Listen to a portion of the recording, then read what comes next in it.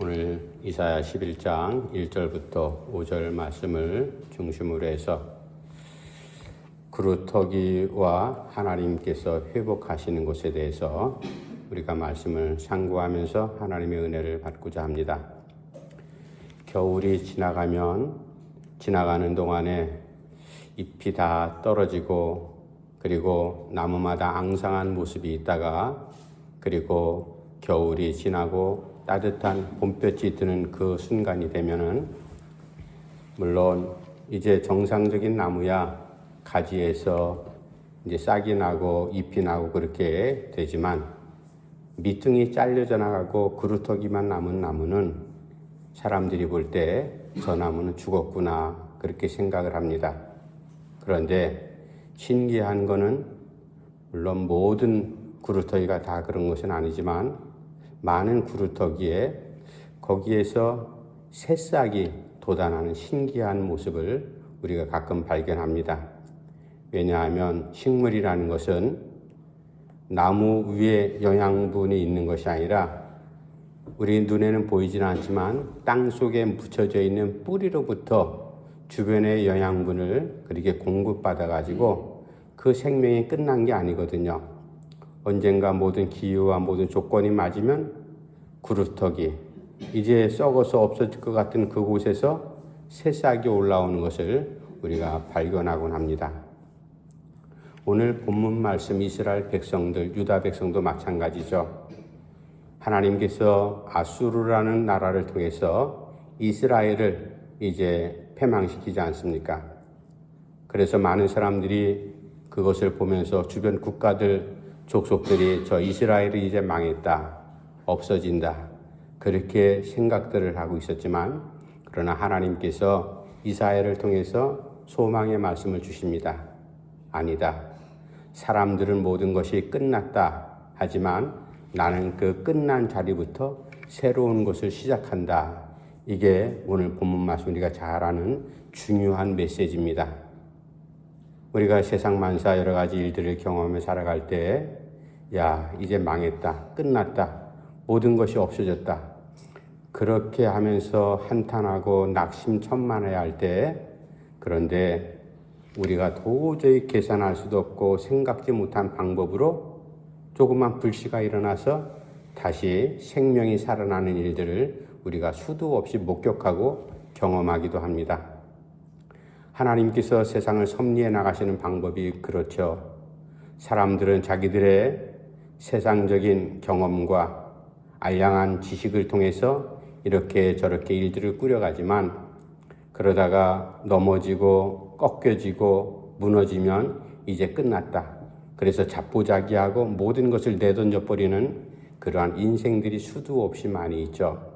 그러나 하나님의 백성으로 믿음 갖고 살아가는 사람들은 하나님께서 행하신 일들을 우리가 성경 말씀을 통해서 배우고 또 우리도 신앙의 현장 가운데서 그런 것들을 경험했기 때문에 쉽게 넘어지지 않습니다. 하나님은 분명히 넘어져서 모든 주변 사람들이 나를 향해서 끝났다 하는 그 순간에 새로운 일을 시작하신다. 바로 그 말씀이 오늘 이사야서 11장 1절에서 5절까지의 말씀인데 그거는 전체적인 이 성경의 구원사적으로 볼 때 하나님께서 무너진 이스라엘 백성 그 가운데서 하나님이 새로운 것들 이새의 줄기에서 새싹이 날 것이다. 다시 무언가 시작하시는 그래서 메시아를 통해서 하나님께서 새로운 일 시작하시는 구원의 그런 하나님의 일이 이제 나타날 것을 이스라엘 백성들에게 소망을 주고 있죠.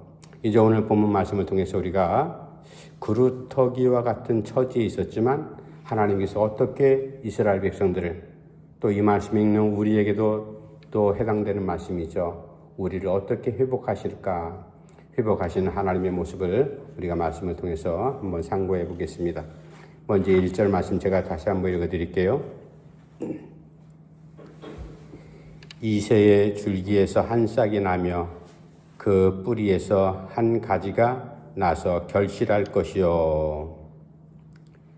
이새의 줄기에서 한 싹이 나며 다윗의 가문 이새가 누구인지 우리가 알고 있죠. 다윗의 아버지가 바로 이새라는 사람이죠. 그런데 다윗의 가문 가운데는 그 계보를 보면 수많은 사람들이 등장합니다. 그런데 하나님께서 왜 콕 집어가지고 이새라는 사람을 그렇게 거론하면서 거기에서 줄기에서 한 새싹이 날 것이다, 그렇게 말씀할까? 우리가 이것을 곰곰이 묵상하면서 이새를 다시 한번 우리가 생각하지 않을 수가 없습니다. 우리가 이새가 어떻게 태어났는지 룻기를 통해서 잘 알고 있지 않습니까?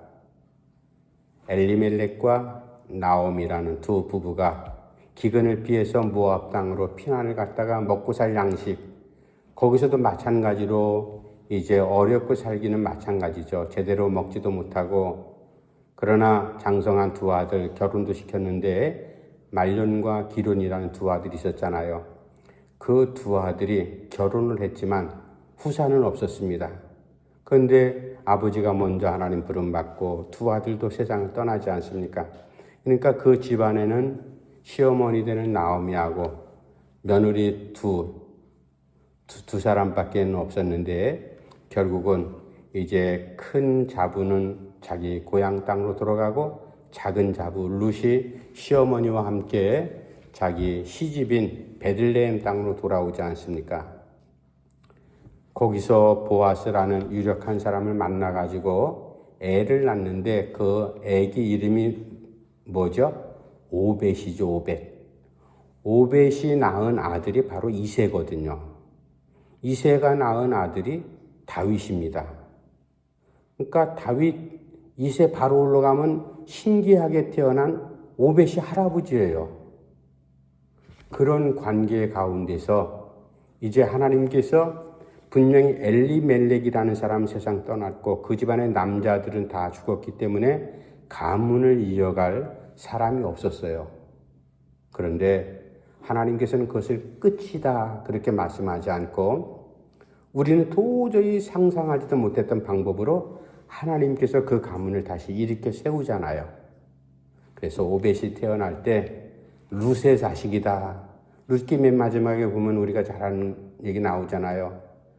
룻이 기뻐갖고 이 아기를 하나님 나에게 주셨다 그렇게 말하지 않고 시어머니가 그 손주를 안고 야, 내 아들이다 그렇게 고백하지 않습니까?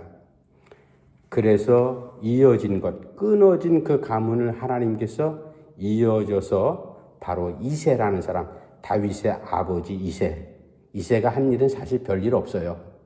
아마 제가 볼 때는 저는 그 부분을 곰곰이 묵상할 때가 있는데 이새가 다윗한테 자기의 출생과 자기 아버지 오벳이 어떻게 태어났는지 그런 너무나 잘 알기 때문에 그런 얘기를 다 소상하게 들려주지 않았을까.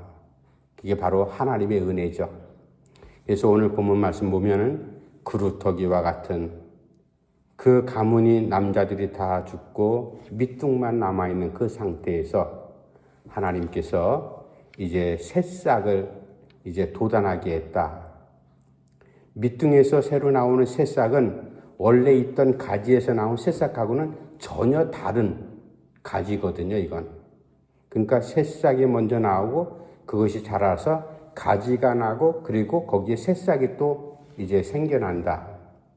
하나님께서 이스라엘 백성들을 구원하시기 위해서 오래전부터 메시아를 약속을 하셨고 구원의 메시아를 보낼 것을 그렇게 말씀하고 있죠.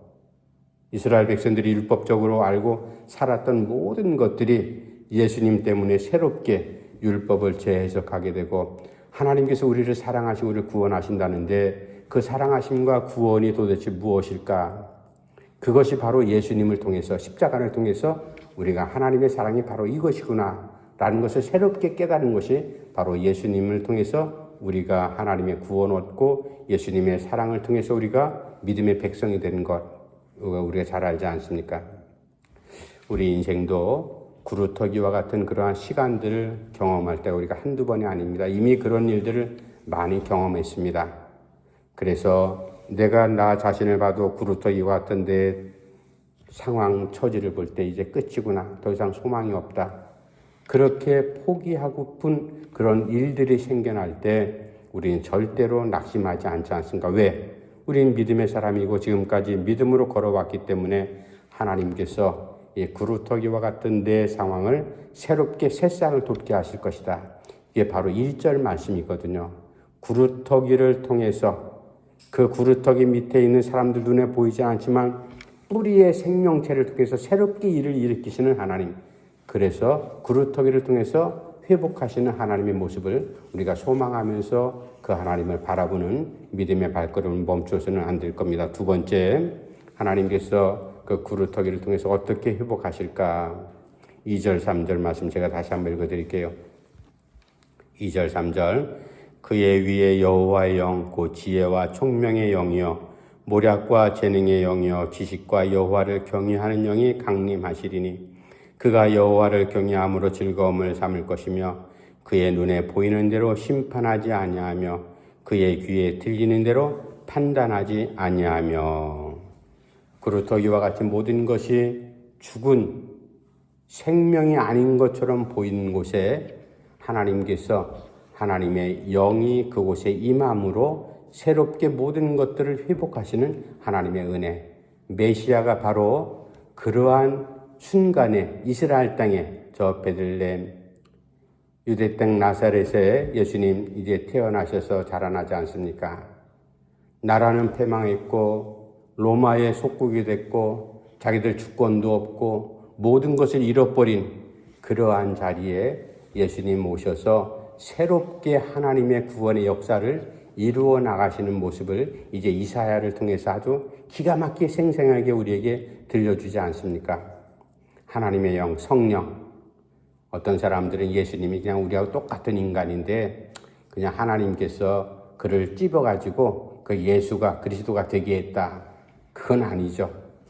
예수님께서 우리와 같은 몸을 입고 이 땅에 태어나셨지만 그분 본체, 하나님과 본체시지만 신비한 모습으로 성령으로 잉태하사 우리와 같은 모습으로 태어나겠지만 그분은 원래 이제 하나님 아닙니까? 성부, 성자, 아들 하나님으로서 이 땅에 오신 바로 그분. 이제 그분께서 메시아로서 사역할 때 그분 가운데 어떤 영이 나타나는가? 구약에는 성령이라는 그런 단어는 꼭 집어서 신약 성경에 뭐 홀리 스피릿 같이 그런 단어는 없지만 루하흐, 하나님의 영, 기운 이런 것들이 구약 성경에 계속 이어지고 있죠. 하나님의 영이라는 게 바로 성령이죠.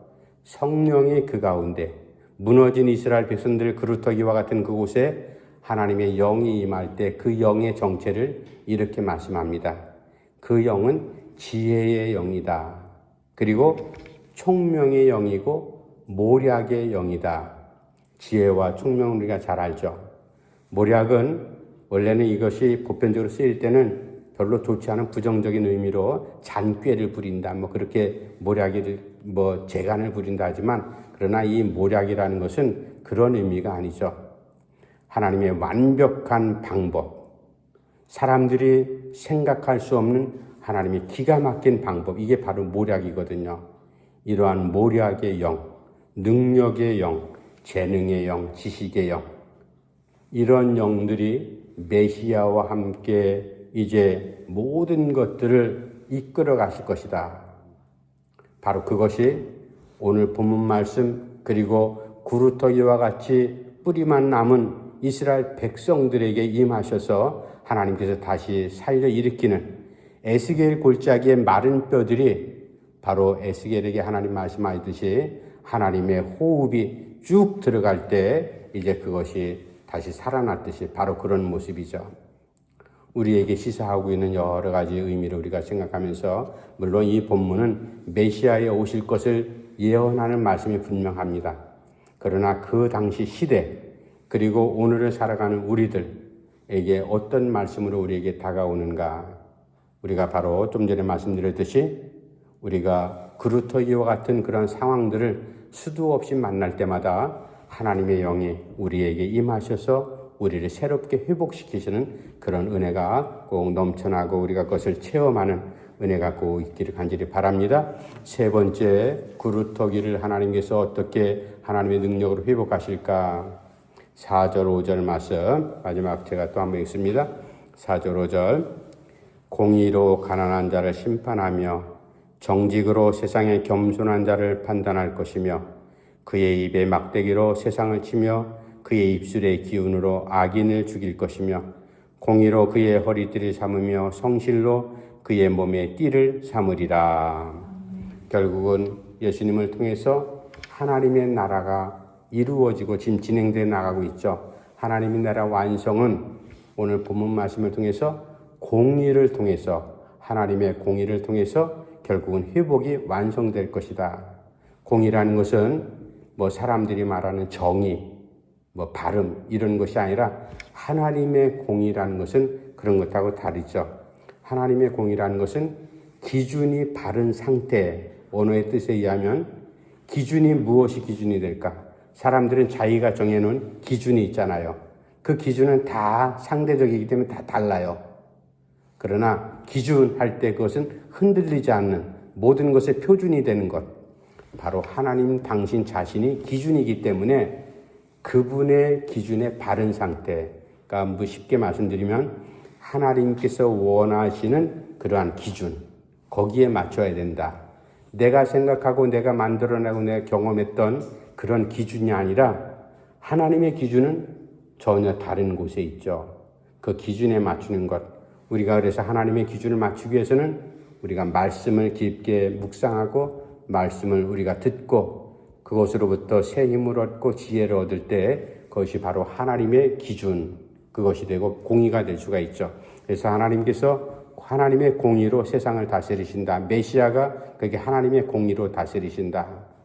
이 땅에 왔을 때 이스라엘 백성들이 생각하기에 예수님이 어떤 슈퍼맨 같은 놀라운 능력을 발휘해가지고 로마 군대도 물리치고 이런 그러한 모습으로 예수님 메시아를 그리고 있었지만, 그러나 예수님의 진짜 능력은 그런 능력이 아니라 불쌍한 자들을 위로하고 병든 자들을 치료하고 소망 없는 자들에게 소망을 주시는 것, 바로 그러한 이제 메시아의 공적인 역할이 이제 기준, 바로 공의였다라는 사실입니다. 그리고 두 번째, 이 하나님의 공의라는 것은 죄를 보고 죄를 그냥 넘어가시는 하나님이 아니신 것. 우리가 죄를 볼 때 죄하고 하나님의 의하고는 같이 빛하고 어둠하고 같이 공존할 수 없듯이 죄를 보고 그냥 넘어갈 수는 없는 것. 물론 우리가 십자가에서 이미 과거, 현재, 미래의 모든 죄를 함께 도말해 주셨지만 순간순간 우리의 잘못들, 부족한 것들, 이런 것들을 하나님 늘 고백하는 것, 그것이 중요하다는 사실이죠. 그래서 어떤 알량한 사람들은 예수님께서 다 내 죄를 이미 앞으로 지을 것 다 용서해 줬는데 그냥 편하게 죄 짓고 살자. 그거는 예수와 안 믿는 거하고 똑같은 사람들이죠. 세상 사람들하고 다를 게 뭐가 있습니까? 그러니까 우리가 순간순간 우리가 용서받은 사람이지만 그럼에도 불구하고 부족한 육신을 갖고 살아가기 때문에 우리가 계속 똑같은 죄를 또 반복해 짓기도 하고 엉뚱한 죄를 짓기도 하고 원치 않지만 남에게 어려움을 주기도 하고 남으로부터 우리가 피해를 입기도 하고 이런 상황 속에 우리가 살아가지 않습니까? 그럴 때마다 늘 항상 우리가 죄인입니다 라고 하나님 앞에 고백하는 이런 아름다운 모습이 있어야 된다. 하나님의 공의는 결국 십자가에서 이루어진다. 하나님의 공의, 십자가를 바라봐야 될 이유가 바로 거기 있죠. 십자가가 뜻하는 것, 수직은 하나님과 나와의 관계, 그리고 수평은 나와 이웃과의 관계, 이런 관계 속에서 우리가 바르게 조화롭게 하나님의 뜻이 무엇인지를 잘 헤아리며 믿음으로 살아가는 것이 중요하다. 그리고 하나님의 공의는 말로만, 그저 문자로만 일어나는 그런 공의가 아니라 우리의 삶 속에서 진짜 평등도 공의고 발음도 공의고 그렇게 되지만 하나님께서 원하시는 말씀 가운데서 우리에게 요구하시는 하나님의 선한 뜻이 우리의 삶 가운데서 드러나고 나타나는 것, 그것이 바로 하나님의 공의다.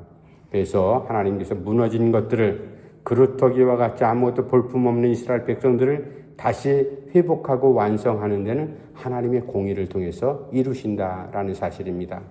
이제 오늘 본문 말씀을 통해서 그루터기와 같은 우리 인생들, 무너진 이스라엘 백성들, 그래서 아마 저 이스라엘 사람들이 지금 전쟁을 일으키는 것도 물론 오랜 역사 가운데 피해의식 속에서 그렇게 살기도 했지만, 그러나 저들이 예수님을 메시아로 고백하지 않는 것이 우리하고 완전히 다른 모습이죠. 그러나 구약의 하나님 우리하고 동일하게 하나님을 고백도 하지만 한편으로 상당히 안타까운 모습이 있어요. 그래서 이스라엘 주변에 사는 이슬람권에 있는 사람들 가운데도 예수를 믿지 않기는 똑같은 거예요. 이스라엘 사람들이나 이슬람권 사람들이나 예수 믿지 않는 사람들이 동일하잖아요. 그게 다 선교의 대상이다.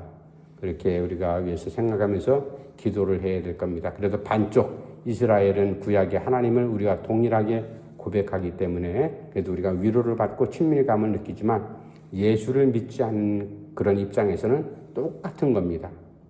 우리가 주변에 어떻게 하든지 예수님을 전할 수 있을까? 우리의 삶 가운데 우리 자신들이 그루터기와 같이 밑둥만 남아있는 볼품없는 존재라고 우리가 낙심하거나 좌절하지 말고 하나님께서 보이지 않는 그 밑둥 아래에 있는 뿌리를 통해서 우리에게 영양분을 공급하셔서 새싹이 돋게 하시고 새싹을 통해서 이새의 가지가 뻗어나가서 그 이새의 가지에서 또 다른 새싹이 생겨나는 그런 신기한 일들이 우리에게 넘쳐날 수 있기를 간절히 바랍니다. 기도합시다.